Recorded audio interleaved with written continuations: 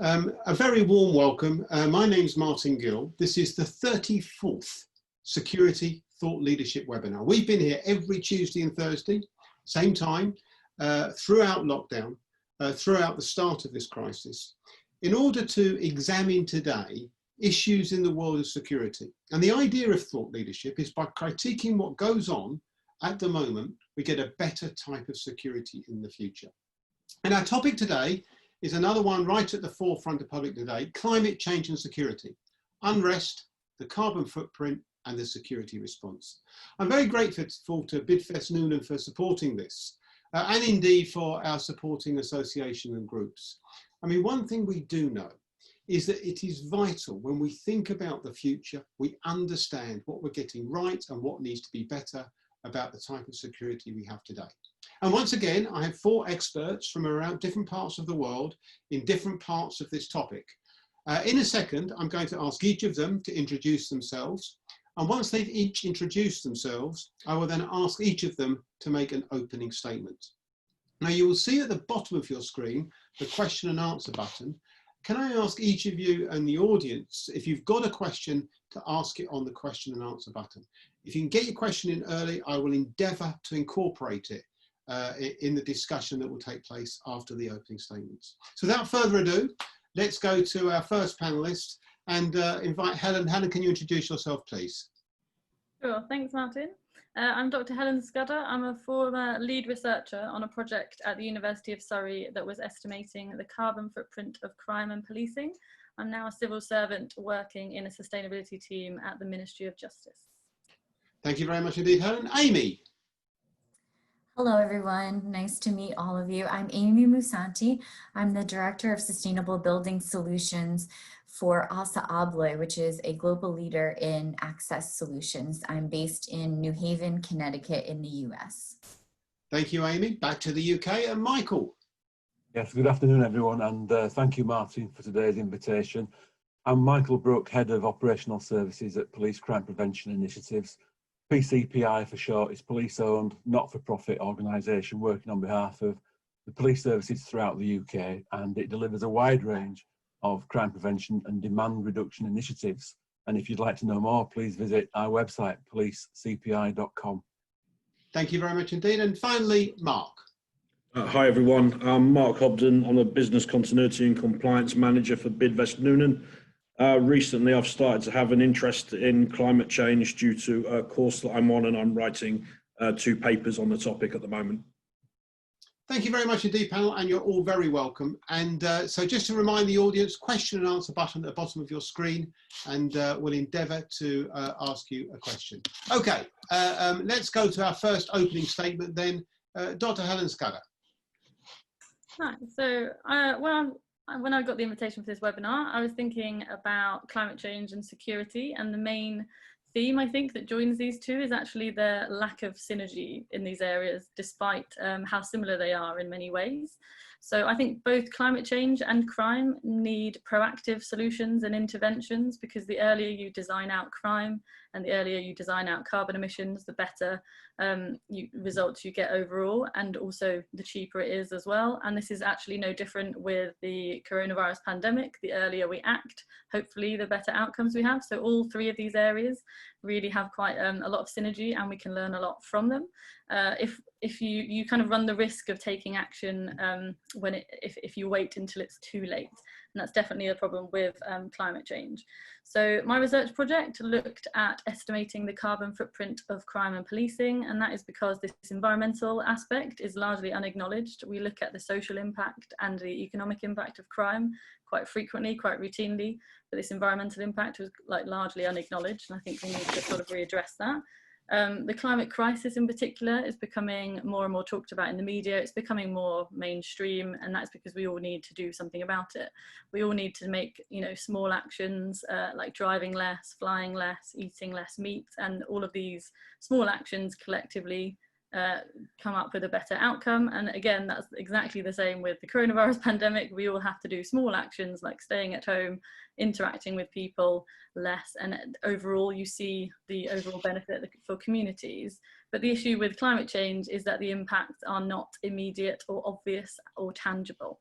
So you make those actions and actually you don't see the results of them until the next generation or for decades to come, whereas coronavirus, you can react, almost instant reaction, you don't get it yourself and people around you don't get it. So I think the problem with climate change is just less tangible. It's more of a slow burner and we risk impacting future generations.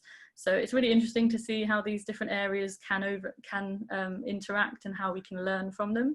I'm really interested to hear about what the rest of the panelists think about these and yeah, what we can learn from it together.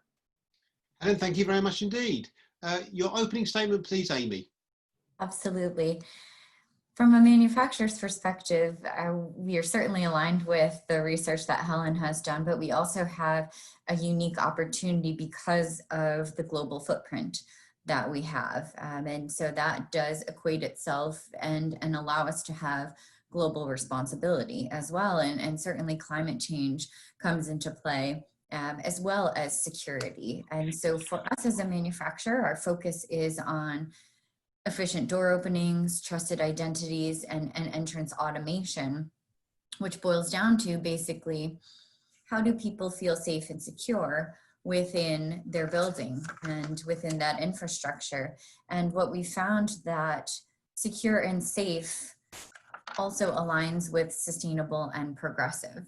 And there's basically 3 areas that I believe to be the foundation of this. One is taking a holistic approach. So understanding that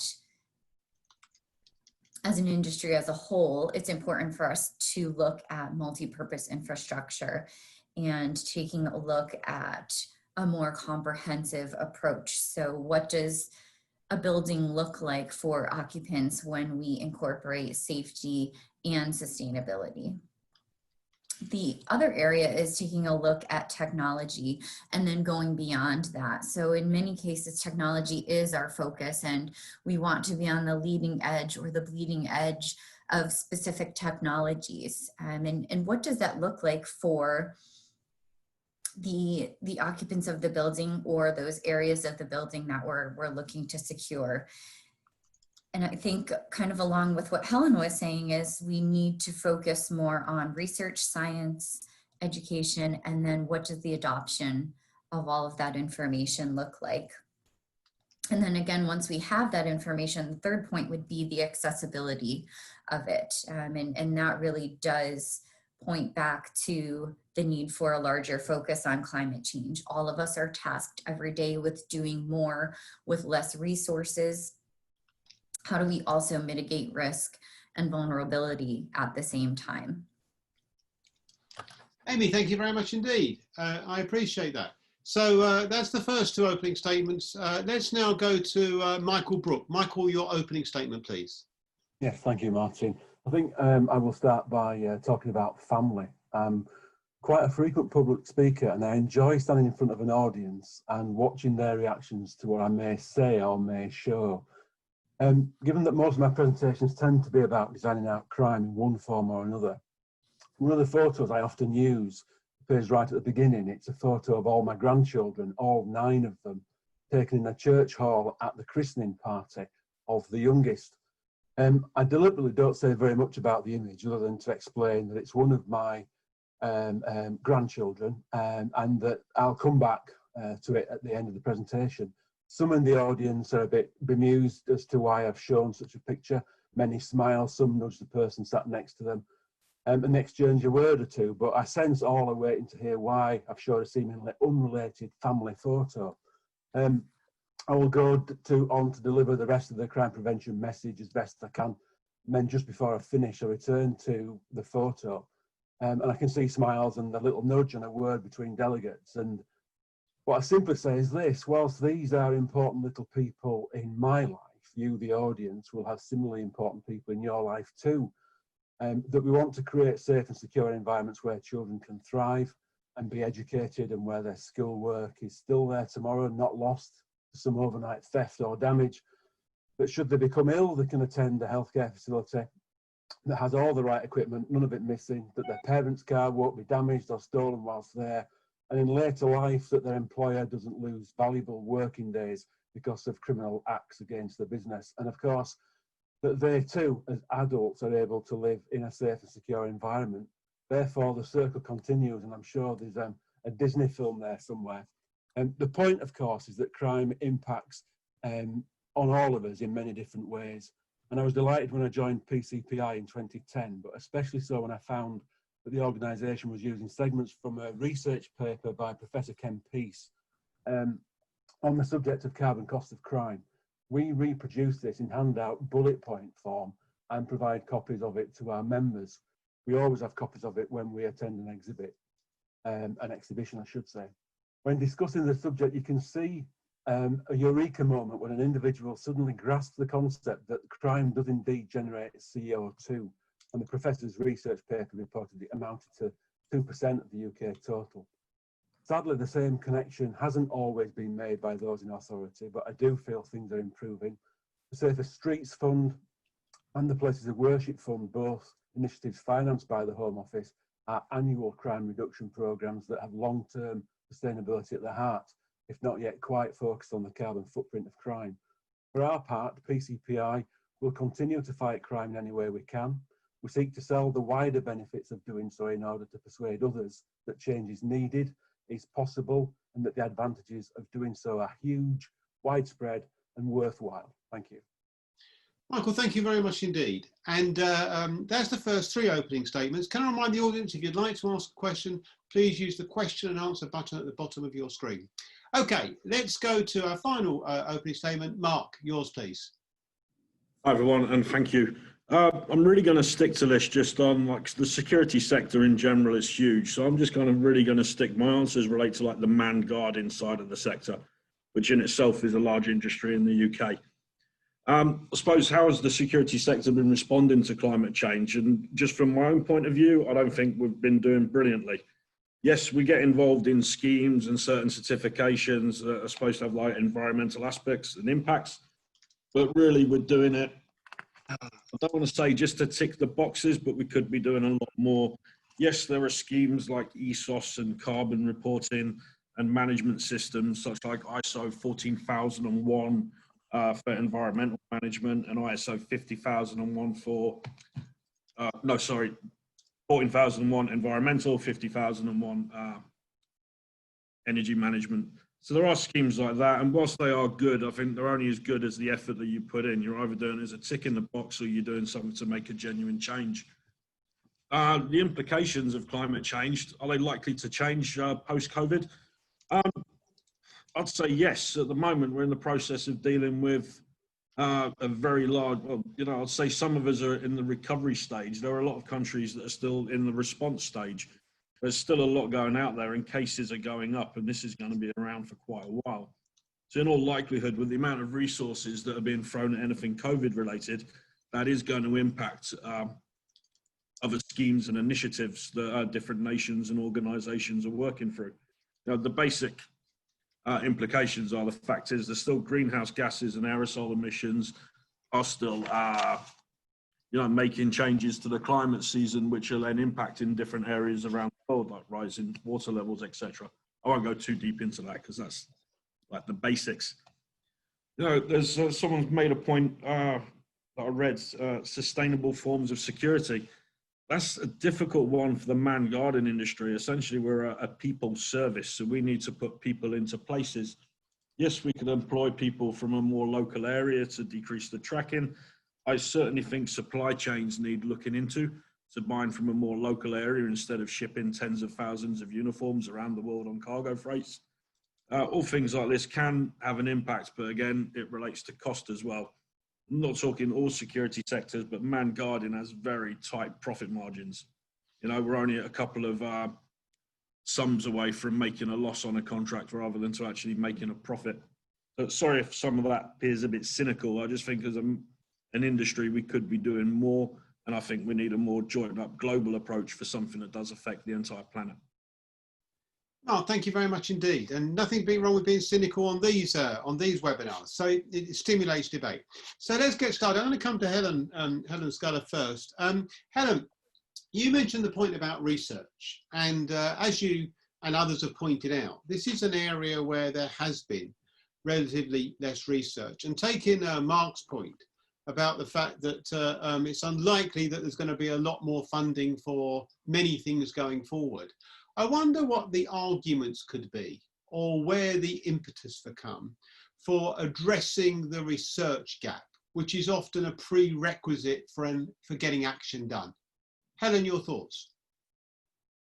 I think the way to frame your research is basically the best way to overcome those issues. So as I discussed, there are actually quite a lot of synergies between how we've reacted to this coronavirus pandemic and how you could react to the climate crisis. So addressing the research gap, you could actually frame your research and say that you're trying to learn actually learn from one to impact on the other. So Michael mentioned Ken Pease's research, and that's actually how I got to do my research project. I'm the kind of the researcher that took that on and tried to carry it on and get more publicity around it. And that was only because of one enthusiastic person within the Home Office who basically wanted to support that project. So you need people to be individually bought into it. And I think one good thing, I guess, about the coronavirus pandemic is we're going to look at how to get out of this most efficiently and hopefully in a greener way than we were before. There are definitely going to be some impacts that will be really hard to change, but actually making sure that we have a green recovery, or making sure that there are at least better options as we're recovering and our economy is changing slightly. I think that's could be a really good opportunity in some ways, especially for research to be framed around that. And I'm thinking that will probably be quite a popular research topic in the future also. Well, it's interesting you should say that, Helen, because I was just putting together earlier this year chapters for the 3rd edition of the Handbook of Security. And the only 2 bits of research I actually knew about, and the 2 names, were Ken Pease and Helen Scudder, which perhaps is where the research gap. Amy, I wonder whether I come to you next on this. As you said, you're an international company, and in a sense, there's a global opportunity and a global responsibility. And I suppose part of that responsibility is internal, to set your example. In terms of external, do you have a global responsibility to influence, or what form does that take, or might it take? Absolutely. And in many cases, we're learning right alongside with those that we plan to influence. And that's kind of the upside of where we are right now, is that in many cases as a global manufacturer, and this could be for other organizations that are very similar to ours, we are progressive in our journey, but we're still very young in our journey. And we do rely a lot on the various stakeholders that we come into contact with on a regular basis to help us understand what's driving the demands of the industry. And what's really interesting, especially now that we've got this pandemic that impacts every consumer in the world, a lot of those needs and those requirements and those demands made by consumers translate over into the commercial and institutional world that a lot of manufacturers live in and work in and produce in. And so the findings that they receive from customers kind of help guide us. So a lot of times it can be a manufacturer kind of leading the charge, but in many cases what we found is we find great value in learning from our customers and stakeholders as well. Yeah, I mean, just a quick follow-up to that. I mean, on the one hand, your job as a manufacturer is to make things that people want to buy, okay? To what extent do you have a responsibility to make greener things more attractive so they're more keen to buy it? I mean, is that a responsibility as a manufacturer you hold, or is that going beyond the commercial remit? Oh no, that's part of our DNA at this point as a manufacturer. And it's not just a product being delivered to a marketplace that may be energy efficient or green, for whatever that may mean for the customer, but it kind of goes back to what Mark was saying before, that the entire value chain comes into play at this point. So, for the longest time, manufacturers thought about an impact of a product when it's in its use phase. And now what we understand as manufacturers is that we need to take a look at those upstream and downstream activities, take a look at raw material extraction, transportation, manufacturing, packaging, and the product end of life. And what type of impact does that have on our carbon footprint? And what does that look like with regards to an impact of human health for anyone that comes into contact with that product or solution? Thank you very much indeed. I'm going to ask a question first to Michael, then to Mark. And it's a question inspired by Adrian Kingston-Jones. And Adrian is asking a question about the nature of protests, because clearly one implication for the world of security is the issue about protests taking more extreme forms.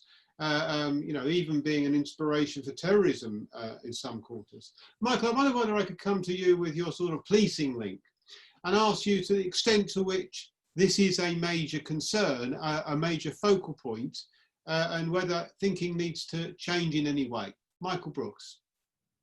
Yeah, well, I mean, we've seen many international protests lately. The one I'm referring to, perhaps which is most prominent, is about Black Lives Matter, and we've seen clearly total disregard for social distancing to do with COVID. We've seen large numbers of police have to come to the street in order to keep the peace, if you like, at a time when they too should be trying to keep the distance. And so there's a conflict there about following popular demand and significant movements such as that, whilst also having to continue to police it. And that, without doubt, is so much of a challenge. And yet, the officers have to be there. Yeah, I mean, perhaps I can come to you, Mark, on this. I mean, from police to private security, this is a biggie, though, isn't it? Or is it? I mean, the danger strikes me as a biggie. Mark? To be honest, obviously, protest activity in London has been going on for years. Like, there's definitely been recent activity, predominantly with Black Lives Matter. But, over recent years, there's been a lot of protests from a group called Extinction Rebellion, sometimes called XR, and affiliated groups with them. And they're literally protesting about climate change, which is good most of the time. Obviously, sometimes they can get a little bit difficult. I can always say we've got some of the buildings that we look after, some of the occupiers within those properties might be companies that groups like XR may target. And we have had a couple of difficulties, like minor issues really, with people essentially like gluing themselves to a door, or stopping access. But really, like, there's never been a stage of people harm on any sense. Like, no one's been hurt on either side of the protester or the security side, to my knowledge, at any of our buildings anyway. And we've got about 150, 200 buildings around the London area, so it does impact a lot with protests. Again, we've been quite lucky with the protests that have gone on recently. They may have gone past some of our locations, but overall, protest in London it's regular, it's bread and butter work. It's not nice when they stop being peaceful protests, obviously. But we've got our teams, like on the security side, not the police side, who have procedures in place for if there is like a nasty protest outside, locking down the buildings, etc. I suppose the point is, Mark, just to come back to the question, is there a concern that this may become a much more dangerous issue in terms of the nature of protests, the move to terrorism, for example? Oh, I remember years ago, there was a group, this does kind of relate to that. They started off just doing your regular protests and stuff, and then they did actually turn into almost a terrorist group. And lots of the people, they're called SHAC, Stop Huntington Animal Cruelty, an animal rights protest group. They started out as peaceful protests, and it ended up with all the people that ran it being essentially sentenced to prison for what we would now call terror-related offences. So there is definitely a chance that some groups may branch out if they're not being listened to, or if their aims aren't being achieved through peaceful protest. Again, hopefully that's on the low likelihood side, but again, any act of terrorism is something we need to be aware of as well. Okay, Mark, thank you very much indeed. Let me move now to Helen, if I could come back to Helen. Helen, one of the world of criminology's great thinkers is Professor Paul Eplon. He's got a question here, perhaps directly relating to something that you were saying in your opening statement. And he says the broad strategic desire to relate security and climate change is, of course, to be welcomed. In order to make this succeed, though, we need to work quite persistently and actively to identify all the very specific detailed trade-offs, conflicts and synergies between them as these become apparent. And he says, I just wonder whether is anyone actually doing these, the process of identifying them and then working through them. Good question, Paul. And the answer, Helen, is? That is a great question. I completely agree. I don't think I have the answer or anyone individually. I think lots of sustainability work and research is about looking at trade-offs, because ultimately most of the decisions you make, it's either going to be it could be more expensive to use renewable energy, for example, rather than fossil fuels that are really cheap, or just there are loads of trade-offs and things and decisions you have to make. And I think he's right that someone needs to be looking at that in the round, but I think the problem is those worlds aren't really joined up or aligned as much at the moment. So in my research we tried to look at that, the trade-offs for security and burglary devices, more specifically in one of the papers we wrote. So burglary was the offence that actually had the most carbon footprint when you looked at it because of the number of them that occur. This is in the UK only, because of the number of them that occur, even though they're just really prevalent, so they have a much higher carbon footprint compared to other offences. So looking at what devices you can actually install in your home, there are clearly ones that are lower carbon footprint overall, so a more efficient door lock and window from Assa Abloy, who provided the lovely environmental product declarations that are used in my research mainly. They are clearly lower carbon, they're recyclable, their life cycle is a lot less impact compared to a burglar alarm that not only is higher in terms of its energy usage throughout its life, and can actually be less effective. So your trade-off there, is basically choosing something that is probably more expensive in the main at the beginning of the process of its life cycle potentially, but actually its long-term benefits, if it actually prevents crime, are much more ongoing. And I think I completely agree with that question. I wish somebody was looking at that a lot more holistically, but it would take a lot more researchers than just myself to do. Well, exactly, and you're a bit the only one, since Ken Pease is doing other things. Thank you, Helen. Well, I'm definitely coming to Amy. Amy, with that thought, I wonder whether, taking Paul's question, in the world of academia, this was Helen's way of saying this is not happening, although it should be. I wonder whether in the world of practice, in the world of engaging with clients, is there a systematic way in which you as a manufacturer or manufacturers are weighing up the pros and cons and looking at these impacts? Or is it less scientific than that? Amy? It's becoming more and more scientific is what we're understanding, and the base being for 10 or more years now is we understand that this is important, and now we have to say what we've understood is that research and science are really going to dictate where we go to next. And you see that with a lot of organizations around the world who are utilizing science-based targets to set their corporate climate action plans. But it comes into play from the very beginning, and that has a lot to do with how a product is designed. And that's one of the areas that we love to share and talk about is what drives our product development teams, our supply chain teams, and our engineers to make smarter decisions about the components of a product. And so they utilize something called the sustainability compass, which allows them to input initial information about the components of that product to understand its recyclability, its carbon footprint, its energy use, its water use, and then use that compass to kind of guide, put different scenarios into the compass to understand what we can use or what we can do or what we can source to make a product that eventually goes to market that is more responsible, that is more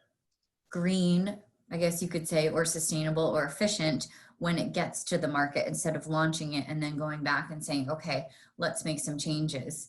about this. And so we use tools like that to create awareness within the organization, but also to drive optimization of these products and relay that to our end users. Thank you. Interesting and positive. There is a commercial angle to the carbon footprint, as you both were saying. Okay, I'm conscious we've got a lot of questions. I'm going to move on now to Jerry Shields. And I'll come to Mark first with this and then to Michael. Mark, a topic which has arisen a number of times during these webinars, Jerry says, and he's quite right, is whether security should or must converge with wider risk and safety management. An example being environmental management, which traditionally would be viewed under the health and safety remit. Would you think that security in and of itself must indeed morph into a more multifunctional discipline, including of the health and safety impact? Taking a further point to Jerry's point, also in previous webinars, Mark, has been this view that the response to COVID-19 in organisations has often been under the health and safety umbrella rather than the security one, which further sort of fueled the thinking that if security is not careful, it will get swallowed up as a negative rather than being an important part of a broader response. Mark, if I can come to your thoughts first on this. No, it makes a very good point. I won't say the client's name, but one of our clients, they're essentially their security and their health and safety department are one and the same that oversee that. I certainly think security in general should be involved in more on any of our contracts. If anything, for that, again, I'm going to be a little bit cynical. It gives more of an added value to what they're paying us for as well, with the more that we're getting involved with. But certainly with this, I'm up for collaboration on any level. I don't just think we should do work for our clients, but there's more that we can be doing with the other service providers as well. I don't think a lot of people realise like how many people there are behind the scenes in a building, you know, to keep it up and running. You're looking like, you know, just an average office block, 30 to 40 people if you count the security, cleaning and maintenance, waste management and all that sorts, and the facility side. So no, I do agree with that, well, the point made in the question. I think we should work with health and safety and other departments more. What's the barrier to doing that though, Mark? It's different. There are some locations where we work where the collaboration amongst the different teams is brilliant. Recently done a project at one of our sites. It's the smoothest project we've done. It was a certification project for business continuity, and usually there's a few hiccups with that, but this lot, they all just work together. A lot of the time it's, you know, it depends on the level of the people that are on the site. Sometimes, you know, if it's their role and responsibility to do a task, I think really the senior leadership side that aren't based on those individual contracts should be pushing out more values across the company. Okay. We need our clients' buy-in to achieve this, though. Yeah, I mean, in some ways, it seems uncontroversial. Yeah, if it wasn't, if it was easy or obvious, I suppose more would be doing it. Persuasion and education, perhaps. Yeah, so I'll give, you know, if I was to, this is just an approximate percentage I'll give. So, you know, 20% of our sites, everyone works together great. And I mean the other, like the other elements involved in the property. 50-60% it's just doing what it is, and then there are others where it's just they will not work with each other at all. You know, there's just no collaboration at all. You know, mostly it's average collaboration, but a lot of it we need to really push the points on to our clients to get the client buy-in. No management, no project will work without top management support. Yeah, well, exactly, and there's only, as a supplier, there's so much you can do. Very good statistics, though. I'm very, very interested. Michael, let me just come to you on this point about multi-agency working, particularly in this area. I mean, Police CPI is something that you've been focusing on in quite a big way in recent years. It sounds obvious, right? At this point, agencies need to work together. And yet it seems to me, most often, this work partnership, collaboration, interagency cooperation is a buzz set of words which are used to be good intentions, but actually have got much less meaning in the majority of cases than they should have.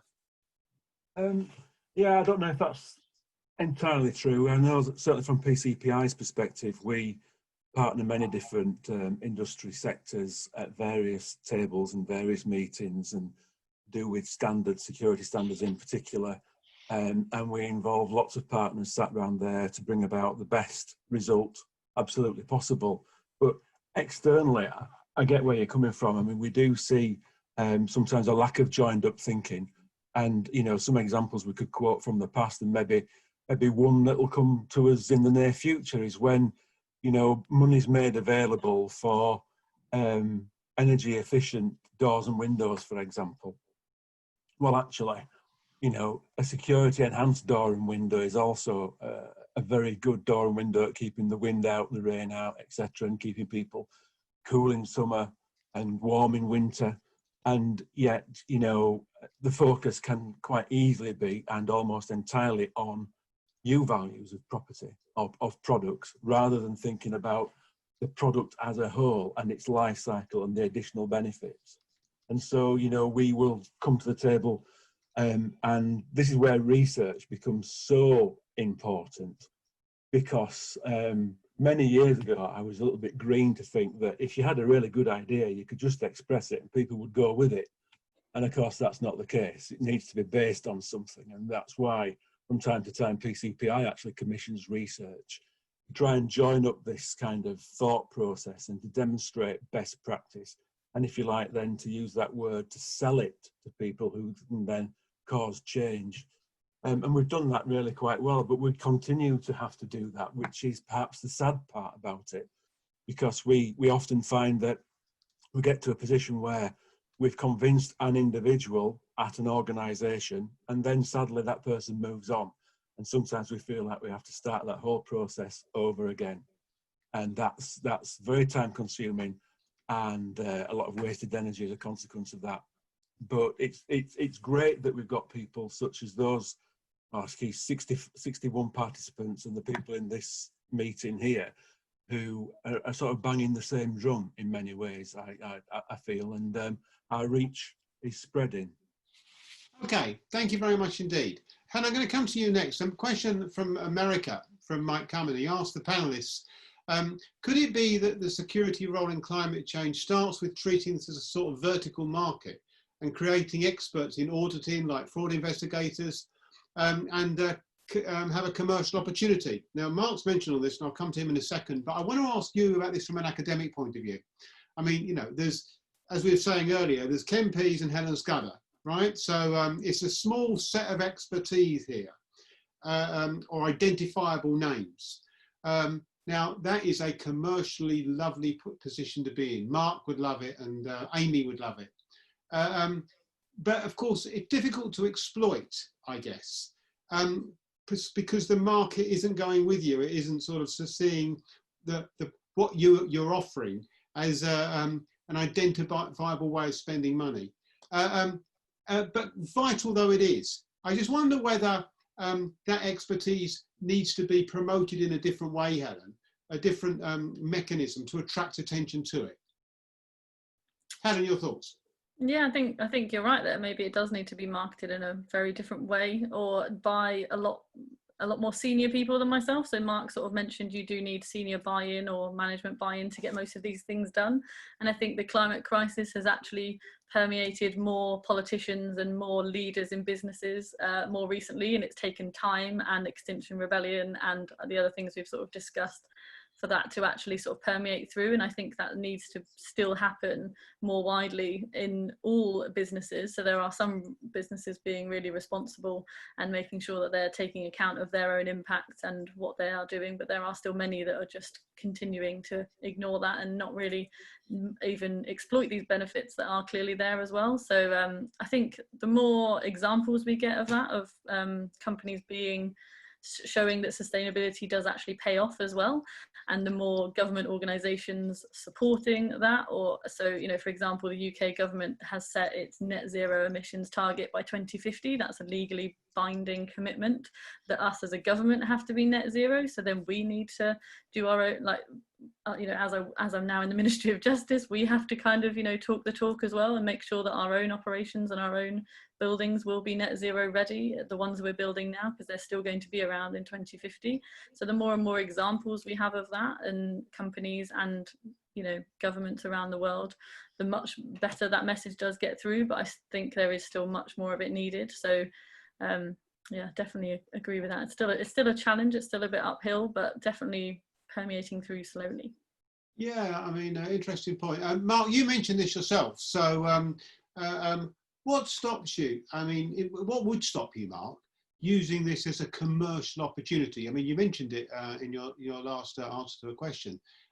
Given Mike's addressed it directly, is it an obvious way to go? Look, maybe in the near future, yes. I'll be honest, not that this really climate change, where we've had like changes in legislation before, that has led to revenue opportunities. You know, for instance, now we do like, you know, CCTV audits and stuff like that because of GDPR. You know, it's really a case of how that role is branded as well. But again, it's going to come down a lot to really like the financial side, how it's branded, and the benefits that there are for our clients if we were to do this service. Yeah, fair enough. Maybe move on. Amy, I want to get one final quick question in with you, or rather, I'm going to ask a quick question. I need a quick answer because we're running out of time. Chris Sloan asked the question, how do we share best practice and poor practice? It's a good point. It's a good point. We're calling for more. How do we go about that? I mean, I'm thinking about your statement. You've got global reach here. Amy, very briefly, if you wouldn't mind, Amy. Sure. A lot of it comes down to sharing case studies and being very clear about what our message is and what the findings have been. And case studies can sometimes be phrased as how we won. Case studies can also be phrased as how we learned. And in both of those opportunities, we're able to kind of showcase what the lessons might be. And I would recommend starting with case studies. Thank you very much indeed. Okay, I'm just going to come to all of my panel now, and I'm going to ask them for one just final statement. Just if you wouldn't mind, in just 20 seconds, because we're running out of time. Your final thoughts on the issue of this webinar about how we improve our thinking and actions on the response between security and the carbon footprint. Helen, if you wouldn't mind, just in 20 seconds, your final thoughts, please. Yeah, sure, thanks. I really enjoyed this. It's been quite interesting and a really big range of topics discussed. I just think my key message, I guess, would be that everyone needs to respond to this climate crisis. The security industry is no exception. We all need to do our bit and respond to it maybe in a way and learn from our current situation as well. Helen, thank you very much indeed. Michael, same to you. It's just 20 seconds if you wouldn't mind, your final thoughts. All right, 3 quick things then would be more joined up thinking. Some of that thinking needs to be outside of the box. And I wonder if there's any crime research on the carbon footprint of misery associated with crime. Yeah, I mean, that would be an interesting dimension to take. Thank you, Michael. Amy, if you wouldn't mind, your final comments in just 20 seconds, please. Sure. I would say that this would stand to be the challenge to our community, and that would be to force us to take a more holistic approach, take a look at accessibility, and take a look at beyond technology. Let's get some research, some science-backed information, and promote the adoption of that information by making it available to a wider audience. Thank you very much indeed, Amy. And perhaps this only fit in. Mark, I leave the very final comment of this webinar to you. Just in 20 seconds, Mark, your final thoughts, please. First of all, thanks very much. I've enjoyed this. It's nice leaving my comfort zone for a change. Really, I suppose my main last point was really, we're only really going to make a difference in our industry if we've got the collaboration, like I mentioned earlier. These different departments working at these different locations need to work together. They might work for different companies, but with the top management support and with a decent plan and process in place, we could potentially make more of a difference than what we are now. Thank you very much indeed. And I think your point you made earlier about it needs to come from the top to set the example is also a very relevant point. Thank you very much indeed, panel, for your insightful comments. And thank you very much indeed, audience, for your questions. I'm very grateful to Bidvest Noonan for supporting this webinar, and indeed to our other supporters for their input. I mean, what is crystal clear is that we need to think constructively about this issue. It's not going to go away. And I think the joint message from all the panelists is a lot more we can do and a lot more we need to do. And despite pockets of good activity, by and large, there's big gaps where inactivity, both in thinking and practice, remain. Just while we're thinking of some of the good things about security, can I just remind audience and panelists that around the world, the OSPA nominations are open.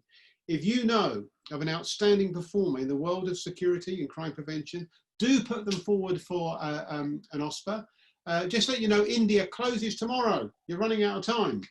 And the award ceremony there is August the 8th. The US, Benelux, Romania, Australia, Kenya, Germany, and the United Kingdom. OSPA nominations are open. Please do make a point of making one nomination forward. Finally, just to say, we go through this all over again on Thursday, when we're looking at what is the role of the state in supporting private security. Should it be active, a proactive supporter, or should it maintain neutral independence? They have enormous consequences for security. We have 4 panelists from around the world who will be examining with us that on Thursday. And we do it again every Tuesday and Thursday. Just a little quick note, next Tuesday, we're so keen, we've got 2 webinars, one specifically on Kenya at 9 AM in the morning and BST, and another one at our normal time in the afternoon, looking at the implications of security on high-rise building. So once again, thank you very much indeed to my panel. Thank you to the audience from around the world. Hopefully you can join us on Thursday, but wherever you are in the world. Until then, stay safe.